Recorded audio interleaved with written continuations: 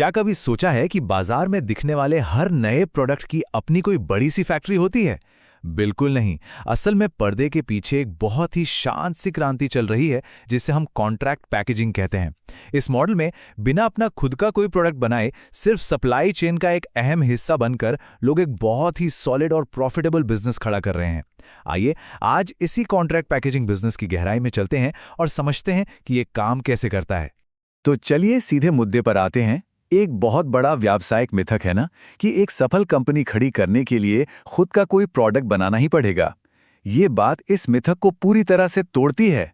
हकीकत ये है कि इंडिया में कई लोगों ने ये अच्छे से समझ लिया है कि मैन्युफैक्चरिंग के उस लंबे चौड़े प्रोसेस में उलझे बिना सिर्फ दूसरों का माल पैक करके भी एक बेहतरीन और प्रॉफिटेबल एंटरप्राइज बनाया जा सकता है। ये स्मार्ट तरीके से काम करने का एकदम परफेक्ट उदाहरण है।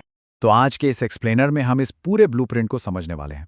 हम बात करेंगे इस छुपे हुए पैकेजिंग बिजनेस की, उन प्रोडक्ट्स की जिनकी डिमांड सबसे ज़्यादा है, मशीनरी और सेटअप की, उन सरकारी स्कीम्स की जो मदद कर सकती हैं, सही ग्राहक कहाँ मिलेंगे और अंत में वो एक बड़ी गलती जो इस बिजनेस में बिल्कुल नहीं करनी है। शुरुआत करते हैं हमारे पहले पॉइंट से।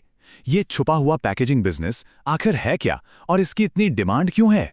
देखिए, आजकल हर दिन नए और छोटे ब्रांड्स तेजी से मार्केट में आ रहे हैं, लेकिन हर कोई अपनी फैक्ट्री तो सेटअप नहीं कर सकता है ना। एक ब्रांड का मेन फोकस हमेशा अपनी मार्केटिंग, सेल्स और प्रोडक्ट की क्वालिटी पर होता है। बस यहीं एंट्री होती है कॉन्ट्रैक्ट पैकर्स की। ये एक बहुत ही साइलेंट लेकिन एकदम परफेक्ट सोल्यूशन बन चुके हैं, जो इन ब्रांड्स का काम बहुत आसान और स्केलेबल बना देते हैं। अब सवाल ये है कि आखिर लोकल मार्केट में किन प्रोडक्ट्स की वजह से इस सर्विस की इतनी ज़बरदस्त डिमांड है? मसाले, ड्राई फ्रूट्स, नमकीन, चाय पत्ती, बीज, कॉस्मेटिक्स और अगरबत्ती, ये वो चीज़ें हैं जो हर घर में रोज़ इस्तेमाल होती हैं और इनकी खपत कभी कम नहीं होती। मज़े की बात यह है कि इनकी पैकिंग के लिए किसी विशाल इंडस्ट्रियल सेटअप की बिल्कुल ज़रूरत नहीं है।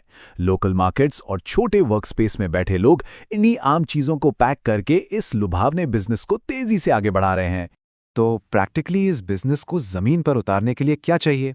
चलिए अब इसके मशीनरी और सेटअप की बात करते हैं।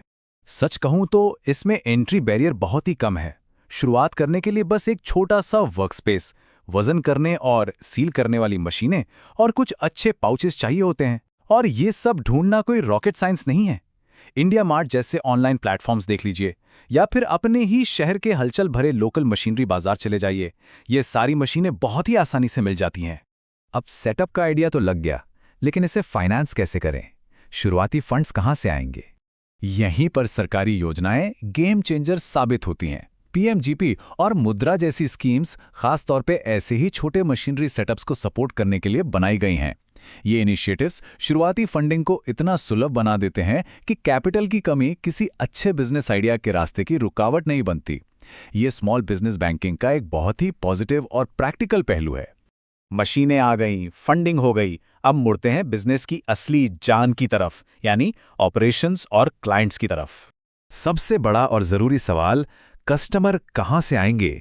आखिर इस पूरे सेटअप में रेवेन्यू का असली सोर्स क्या है? चलिए इसका एक बहुत ही दिलचस्प जवाब ढूंढते हैं।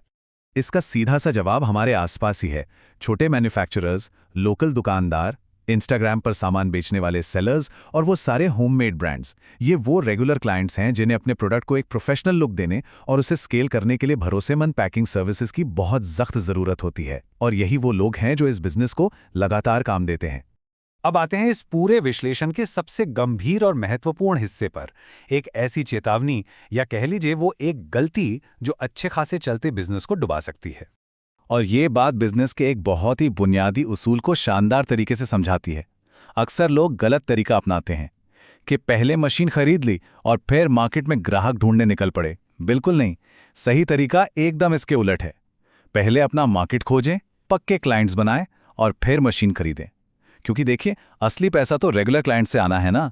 इसलिए मशीन पर मोटा पैसा लगाने से पहले मार्केट में डिमांड कंफर्म करना सबसे अहम कदम है। तो इस सब को समझने के बाद एक बहुत ही दिलचस्प सवाल दिमाग में आता है। अगर पैकेजिंग एक ऐसा हिडन जायंट है जो चुपचाप इतनी तेजी से ग्रो कर रहा है, तो सप्लाई चेन में ऐसी और कौन सी अनदेखी सर्विसेज हैं जो आज इसी तरह बिना किसी शोर शराबे के वेल्थ क्रिएट कर रही हैं? इस सवाल पर जरूर सोचिएगा, क्योंकि बिजनेस की असली दुनिया इन्हीं हिडन अवसरों में बसती है।